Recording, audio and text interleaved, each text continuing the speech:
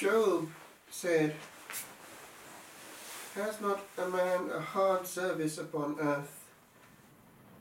And are not his days like the days of a hireling," that's someone who just works hard all day for a wage.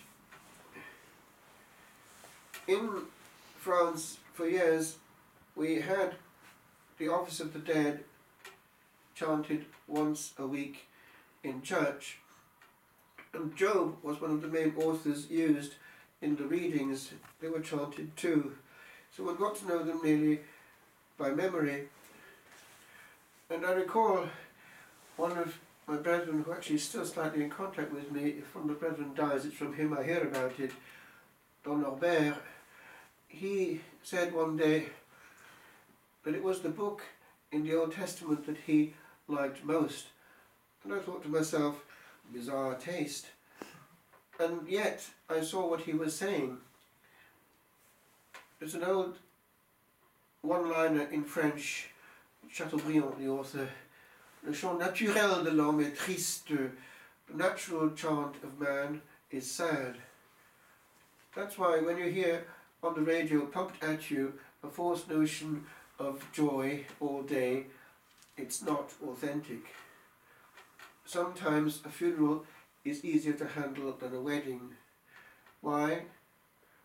Man is molten in his tears, and in those tears lies much truth, which at last comes out through a safety valve. There is much falsehood in the mask of an unmeant laughter. So, in depth, we are what we are, and we priests have to handle a lot of pain with people dying or about to die, know full well that there is man. There is no mask there. Right now, on this planet, there is a lot of pain. There is an increase in the number of sudden endings of life, not only through COVID, but also through suicide. There is a sadness on the earth, actually very dense and deep. This weekend, Father Michael was texting me, and with only a few cryptic words, which is his style, partly in Latin, he came out with what I thought must be just the tip of the iceberg. Priests out there are suffering. They can't make Jesus available. It's as though Jesus himself, right now, had his hands tied. Now, what's going on is that in practice, yes, it's definitely there to protect us from the virus, but it's also a victory for you-know-who, because week after week, now month after month, going probably into Easter tide by the time something opens up again, what is going on? Souls are losing their immune system. They're not being nourished by the word or by grace. Their sins are not being washed in the precious blood. The mystical body is weak on earth. Now, this is not just human, it's also cosmic. Why? When it concerns immortal souls, it concerns also their unending future. If these souls are dying without proper preparation, again, who is having a field day?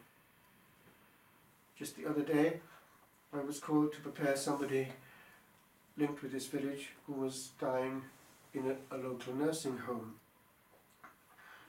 I couldn't go in. All I could do was do things from the window, and because the person was too far away, I couldn't anoint her. Fortunately, that person had had a life of prayer behind her, but how many don't? And we who have to do with this kind of scenario, normally quite a lot, are aware that actually it's a bit of a gamble to go through life and push things back to that moment, because that lucid moment may never come. And it's a great grace, remember that, if a person has the last sacraments in a state of lucidity. There there's a great hope that all the past can be adjusted properly. Why? The will and the mind are engaging. In Italy, people were hesitant to call a priest. You know why? If the person dying saw a priest coming, that person got a shock. It meant that death was near. So they wouldn't tell the person or call the priest quite often. And so, week after week, we'd be called afterwards. And we'd hear this kind of thing in chapter. Today I have to go and bless a corpse. I used to cry out to them sometimes from the pulpit, "Chiamateci prima!" Call us first.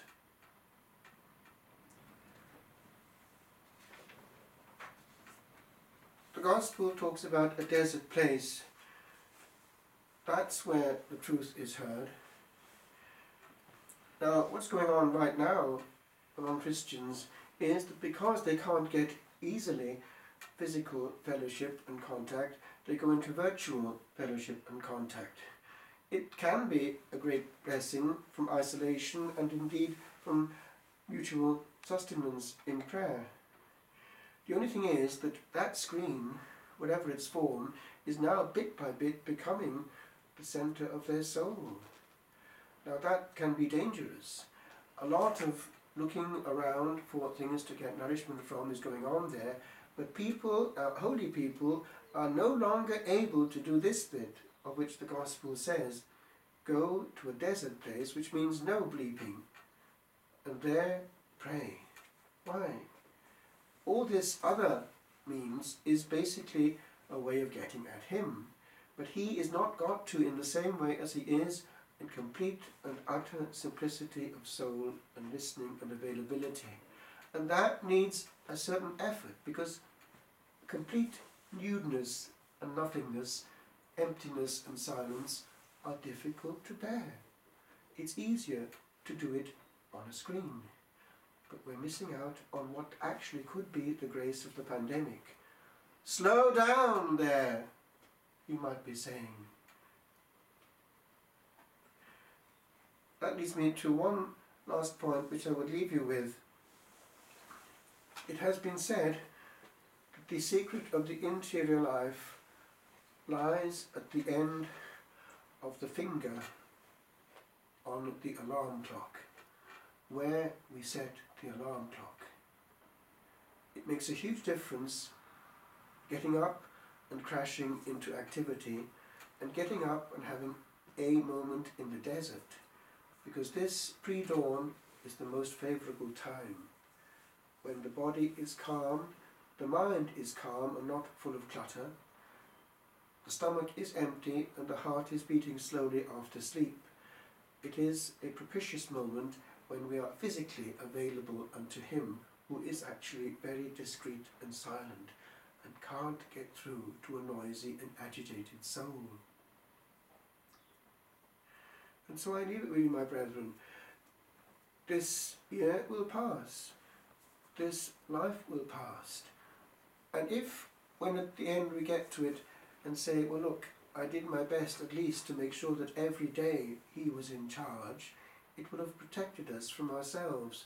If, on the other hand, we get addicted into this fidgetiness, knowing all, wanting all the time contact with others, it means that perhaps we'll bypass the issue and we'll never have the joy of resting quietly in